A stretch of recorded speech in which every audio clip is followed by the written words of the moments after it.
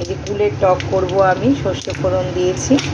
হ্যাঁ, কড়াইটা আমার বিট ভাজা বলে একটু কালো কড়াই হয়েছে। এইবারে আমি সর্ষেটা ফাটছে, আমি কুলগুলো দিয়ে দেব। এই যে কুলগুলো দিয়ে দিচ্ছি।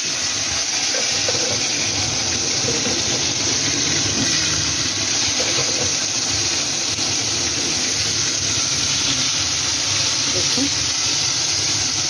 কুলগুলো দিয়ে দিলাম, নাড়াচাড়া করলাম।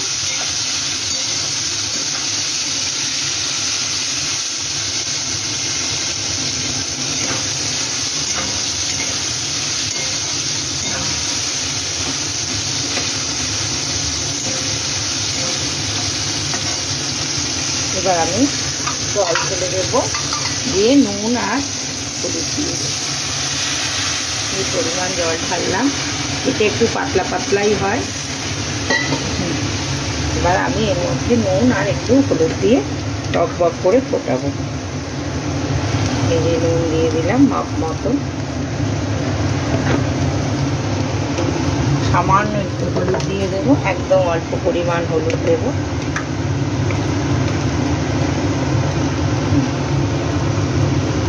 অল্প পরিমাণ হলুদ দিলাম। এটা যখন টক বক করে ফুটবে আমি মিষ্টি দিয়ে দেবো। দেখুন আমার এই যে কুলের টকটা এরম হয়ে গেল। দেখুন কুলগুলো টক টক করে ফুটেছে কেমন, প্রত্যেকটা কুল ভেসে উঠেছে, তার মানে টকটা হয়ে গেল। এবার আমি একটু মিষ্টি দিয়ে দেবো, একটু মিষ্টি দিয়ে দেবো। আমার ঘরে ঠাকুর পুজো দেওয়া বাতাসা আছে, আমি সেই বাতাসাই দিয়ে দিলাম। এই যে বাতাসা দিয়ে দিলাম, পুজো করা বাতাসাগুলো আমি চাটনিতেই দিয়ে এই টকে দিয়ে দিলাম। কুল হচ্ছে হালকা একটু টক টক থাকলেই ভাল লাগে, কুলের টক যেহেতু।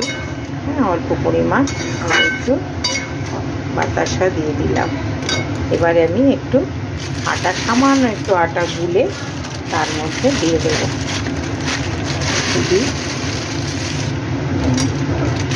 সামান্য একটু আটা গুলে তার মধ্যে দিয়ে দেবো। এই যে এই পরিমাণ আটা রেখেছি, এটা আমি জলে গুলবো, জলে গুলে দিয়ে দেবো।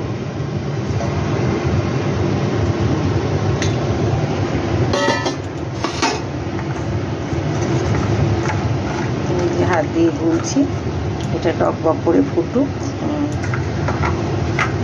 দেখুন আর একটু জল নেব, একটু পরিমাণ জল নিলাম আর একটু।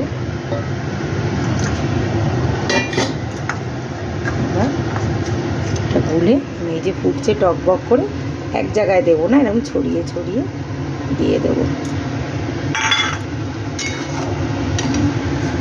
আমার কুলের টক রেডি হয়ে গেছে। এবার আমি এটা নেড়ে ঢেলে ফেলব।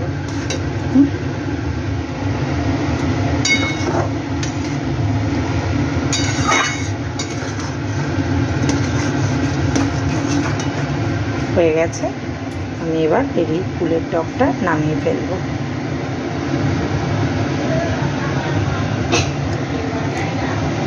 হ্যাঁ, টকটা নয় কাচের পাত্রে, নালে অ্যালুমিনিয়াম পাত্রে রাখতে হয়। স্টিলের টক রাখলে টকটা